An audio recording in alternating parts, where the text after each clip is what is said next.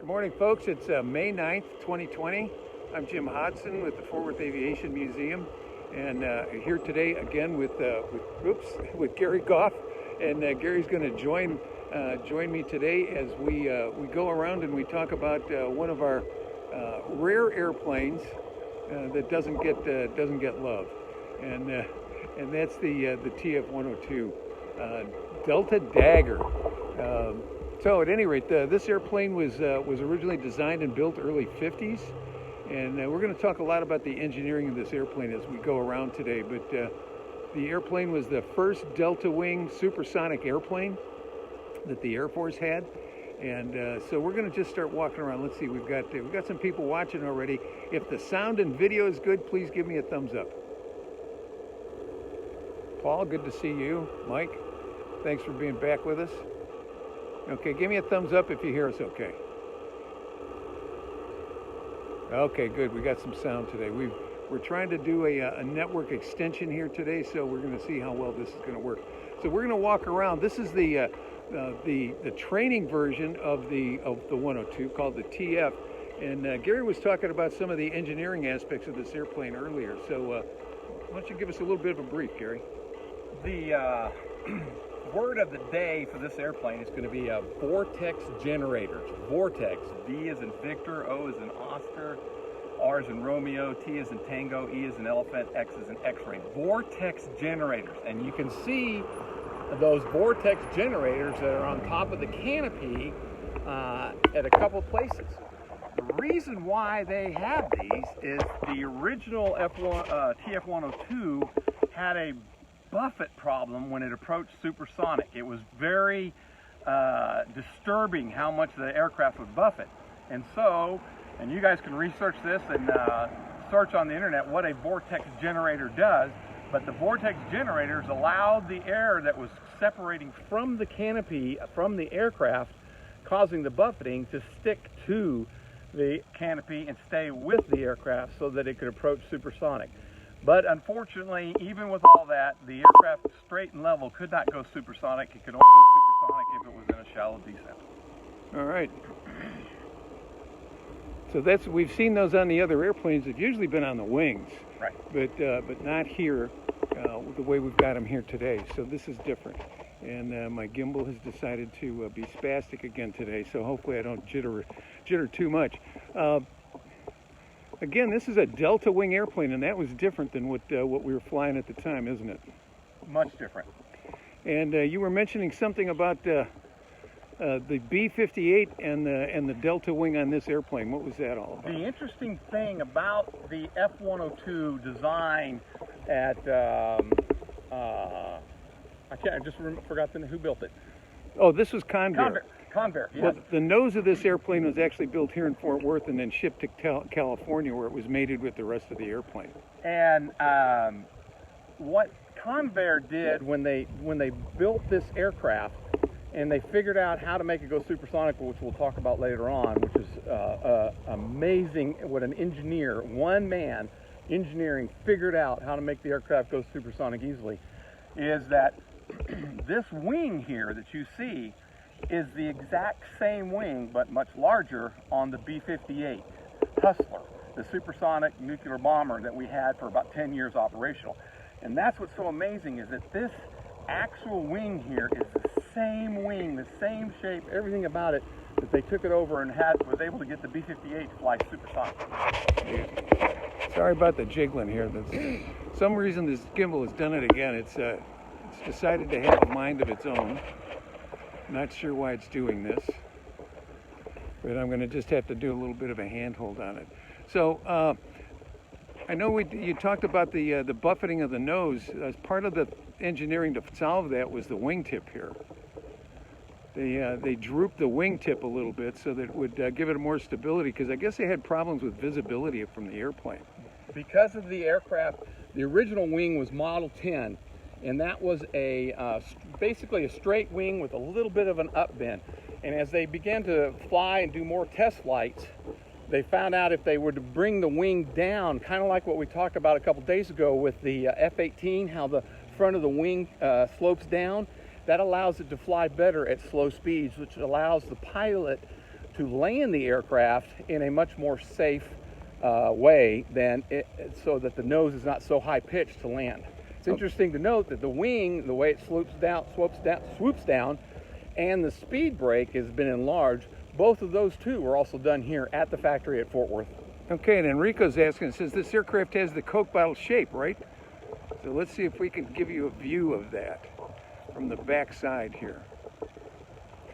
Because it does, and this was the original airframe that had it. You can probably see, should be able to see it right here, the way it dips in and then back out here by the engine. If we've got a chance, we'll show you the F-4. There's an F-4 sitting next to us, and it's very extreme on that one. There are only, although the Air Force ordered about 120 of these, only about 69 of them, 69 of them were actually ever delivered to the Air Force. And during Vietnam, the Air Force actually attempted to use this airplane as a forward air control airplane. The Marine Corps started the Fastback program with TF-9s and then went to TA-4s, but the Air Force actually started with this aircraft primarily because it had two pilots, so one could be an observer outside, and the other thing being that it part of its armament was 2.75-inch rockets, which have been traditionally used by forward air controllers for a long time to mark targets. And speaking of the Coke bottle shape, that was when the aircraft first came out, the prototype for the F-102, it could not go supersonic. And the problem was the Air Force required it to be an interceptor to go supersonic, to go against the Russian Bear bombers and get high altitude real fast and be able to deploy their weapons to stop the Russians. Well, this gentleman, Richard Whitcomb, he was a tinkerer his whole life. And he is the one that is revolutionized modern jet supersonic aviation, because from his tinkering with the different models in the wind tunnels, he came up with the idea of having the fuselage, which is the body of the aircraft, to be pinched in a little bit near the aft ends of the wings, and it looks like a Coke bottle, the old-timey Coke bottles, and you can go research that and see what we're talking about. And he came up with this concept of engineering area rule.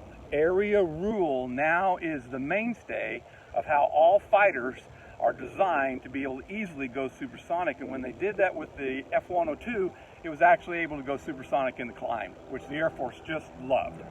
Well, in this particular airplane, even though the 102 was supersonic, the TF was never able to be supersonic because of the nose, right? Mm-hmm. We got a couple of things here on the wings that we have not seen in some of the other airplanes. And they look like little winglets or fences or something. What are these?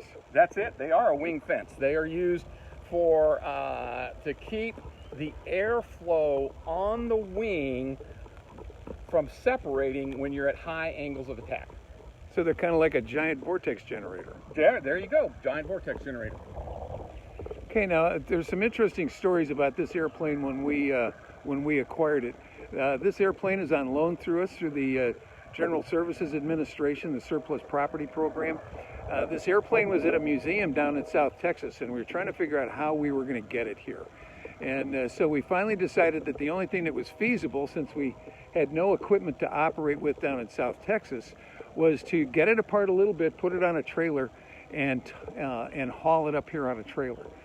So we had to do a number of things where that was concerned.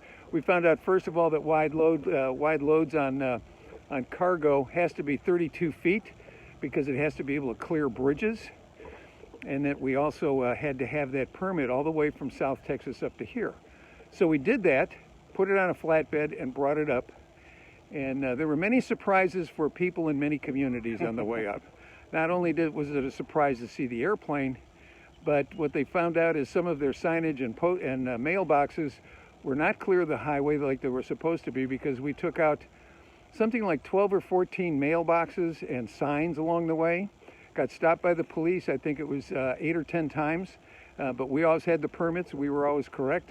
And then the one big surprise, and we've got a picture of this, I think it may be on our website, is this airplane, we had to take the wingtips off so that it would be 32 feet to clear the bridge. We've got a picture of this airplane with a 32-foot wingspan with the 32-foot wings hanging over a bridge that's supposed to be 32 feet wide. So some people in Ned County got a surprise because they found out that their bridge was narrower than it was supposed to be. Now we've also been told that these airplanes were used for B-58 trainers, and the most noted, obviously, is for training 102 pilots. And we're going to take a close look at the signage here, because this one is important. Now, first of all, this airplane has a name like a lot of the airplanes that we have here, and this one is called Huey because it was in a squadron with the Louisiana Guard for a while, and so it's Huey after Huey P. Long. Now, other than that, you may notice underneath there, underneath the Huey, is a presidential seal. And we're very proud of the fact that this airplane, oh, hold on, no, we're going to get that, I'll come back to the question, that this airplane is a presidential airplane. President Bush flew this airplane 3 times while he was going through 102 transition down at Ellington Air Force Base. So the airplane's been kind of an ugly duckling, and it's sitting back here in the back lot without a lot of attention. And we'd certainly like to get it restored at some point in time, but we have never been able to find enough support to do that. This one is going to be an expensive airplane to restore. But it is a presidential airplane, and it's one of the few that's above water. Let's see, I've got a question on here. What would be the minimum speed for a fastback? You know, that kind of depends on the airplane and the mission. But we did some in OV-10s, which is not a fastback airplane, of course, but we would operate around 200 knots or so. The jets, because they're usually going to be operating in a high threat area, are usually going to be around 250, 300, or even faster. It really depends on the mission and the threat in the area and the altitude that you're flying at. So anybody else got any other questions? Or is there anything that you'd like to see close up on this airplane? I think we'll take a walk over here to the F-4 because we've got one right next door, and we'll show you the Coke bottle effect on the F-4. So this F-4, and we talked about this in an earlier video, it says Navy and it says VF-202 on it, but any of those of you who are very astute can tell by the tail number that it says 64-0825. John Calvin. Hey John, how are you? That is not a Navy bureau number, and this is painted up as a Navy airplane. Well, the thing is here, this airplane belonged to the 301st. It is an F-4C that was being used as a maintenance trainer. I'm going to show you a little bit of that. We're not going to spend a lot of time on the F-4. But when the Air Force was done with it, over at Carswell, the Navy transferred it to them, and then they could paint it up as a gate guard. And by the way, our TF-102 was the gate guard down at Lackland Air Force Base for a number of years. So we're going to walk up to the front of this so you can see the Coke bottle effect on this airplane. You'll also notice the strut on the nose is pretty well extended. That's not as high as it would normally be to go off of a carrier. This wasn't a carrier airplane, but that strut would be extended almost all the way up, so it would really have the nose pitched up. We'll show you one thing here. We do not have the maneuvering slats and flaps on the leading edge of this airplane, like we did on the naval F-4 that we looked at, and on the tail it doesn't have the slats either. But we're going to come up front so you can see the Coke bottle effect on the F-4.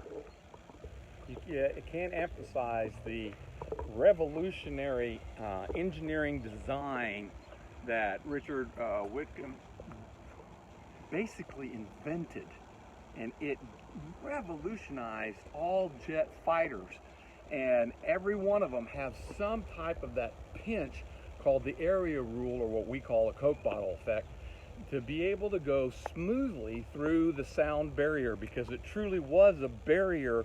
Without it, you could not get through it unless you used an excessive amount of power. But with this Coke bottle design, you don't need a whole lot of power to go supersonic in today's modern jet fighters. Okay, let's see if we can get a better view of it on the other side. We may have a little bit better light. We don't trip over everything that's out here. See how it goes in? You can see how it goes in from the intake. Can you all see that?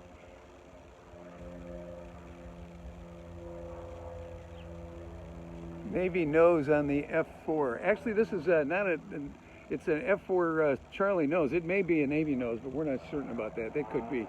But here's what the 301st was using it for. If you'll notice, we've got some patches on it with a lot of rivets. And we're going to show you some more of those. This airplane was used as a combat maintenance trainer over here at Carswell, so that the maintenance people could learn how to put patches on the airplane. With battle damage or whatever happened, to be able to repair the aircraft in the field so that it could go out and do its mission, its combat missions. And so one day, if we're lucky and we can get the support that we want, we're going to put this airplane back into its Air Force Vietnam or Southeast Asia colors, which would probably be the camo color. And then there was one other thing, as long as we're here by the F-18, I wanted to show you again. I'm not certain we were clear on this the other day. We talked about, in the TF-102, almost forgot about this. Since we're right here, we're going to go ahead and do another quick peek back there. We didn't talk about something that's missing on this airplane. Hate to be running around in circles with you folks here, but that's okay. It's Saturday. Okay, what's missing on the tail? We've got a delta wing, and we've got a tail, and we've got speed brakes, but what are we missing? No elevator. There's no elevator on this airplane because this airplane had what are referred to as elevons. So the ailerons on the back of the delta wing here also serve the function of an elevator for the airplane. So they were able to remove it off of the tail, which I'm sure helped with the speed, because it's less drag that way. So that was something special about this airplane. I wanted to make sure that we showed you.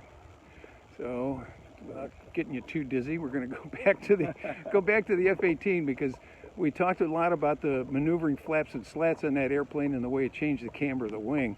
But one of the things we want to make sure that everybody understands is that that's not the normal configuration.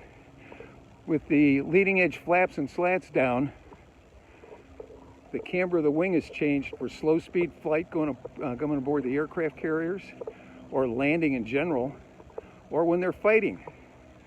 So it's got this huge camber which changes the chord line on the wing, but in normal flight, both of these surfaces are going to be up and the wing is going to be straight. And thus it can go real fast. And for those who do not know what a camber is you can see how the how the wing is shaped with a big curve. What happens is when an air molecule hits the front of the wing and travels over the top of the wing to meet up with the air molecule that's going underneath, which is going really fast because it has very little drag, it takes a lot of speed to go over the top and match up with the molecule at the tail, the back end of the wing. And that speed over the top is a low pressure, and the constant speed underneath is a higher pressure, and that's what causes the lift. That's how the aircraft actually goes up.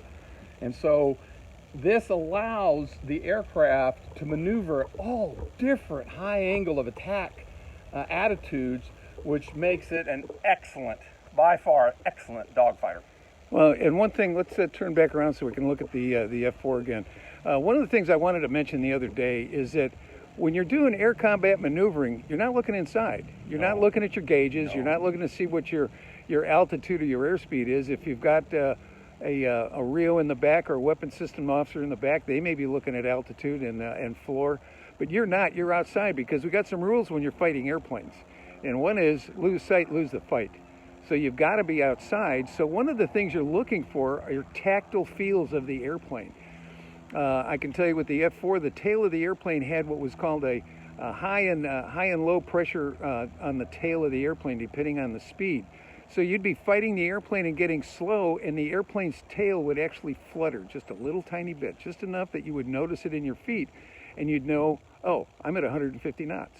And so there were different things with the airplanes, and I'm sure, Gary, you had stuff with the F-15 that were similar to that. And it's so important what Jim mentioned about the tactile feel of it. When the airplane starts shaking or doing something, you know what speed that the aircraft is going, because you don't have time to look at your instruments.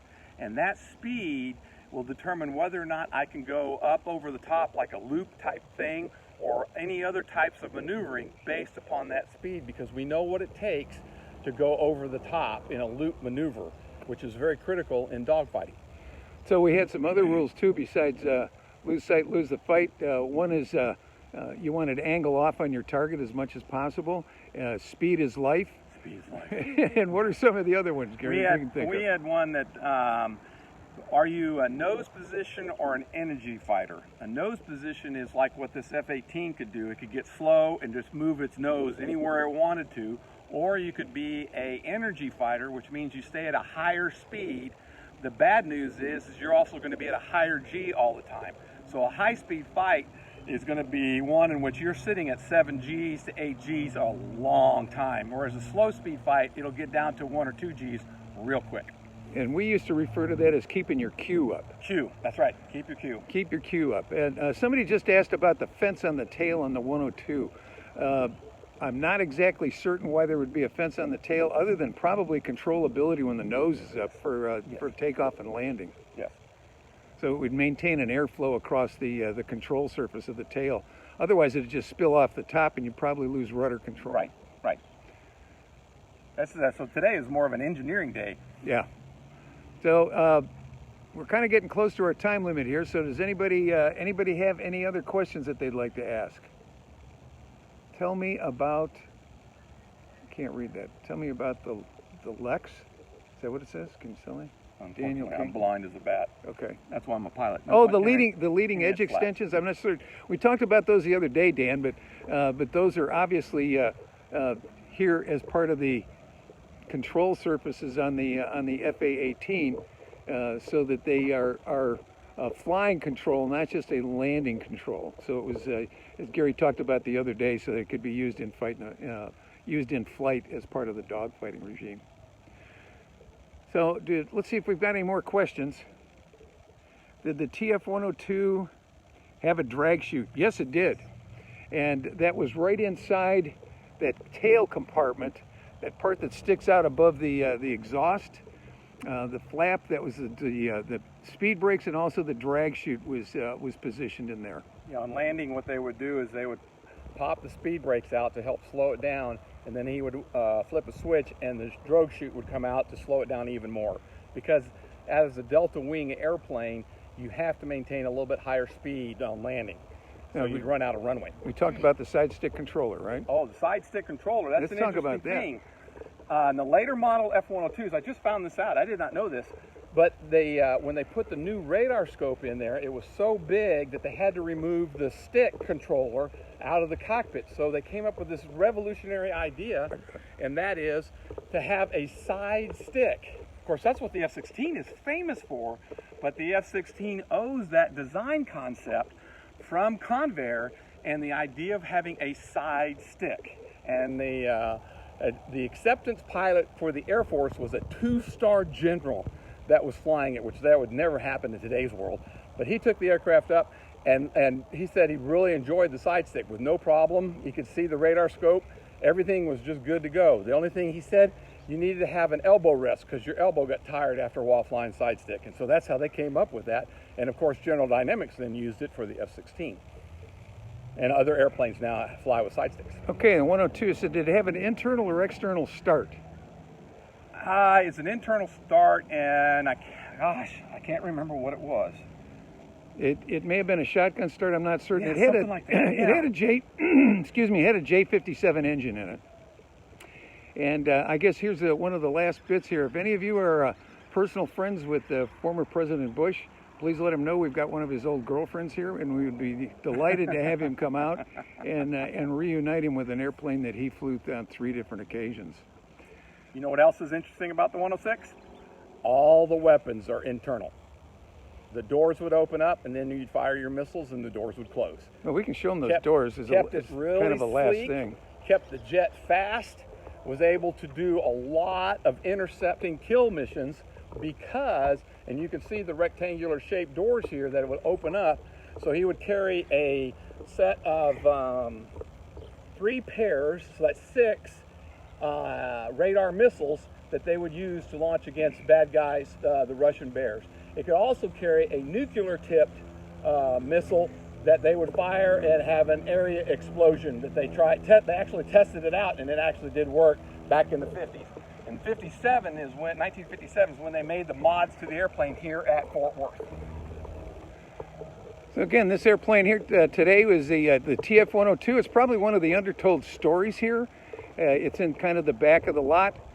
Needs a lot of help in terms of restoration and work, but it's a fascinating story. This again is like the T-33, where it is one of the initial airplanes that led the way for some of the more modern airplanes. And again, it's part of the Fort Worth story. With these things being built here, Fort Worth has had so many firsts, so many innovations in aviation and aerospace. That's why it is one of the leading areas in the world. So once again, I'd like to thank you for being with us here today. And we hope you'll be with us next Wednesday. Not sure what we'll do Wednesday yet, but if you like this, give us a thumbs up. Don't forget to subscribe to the YouTube channel. Most of our YouTubes have, or most of these videos we have transferred over to our YouTube channel, and they're available for you there. So once again, this is Garry Goff and Jim Hodgson from the Fort Worth Aviation Museum, home of the most touchable warbirds in Texas. Thanks for joining us today, and we hope to see you again in the future. See you Wednesday. Bye.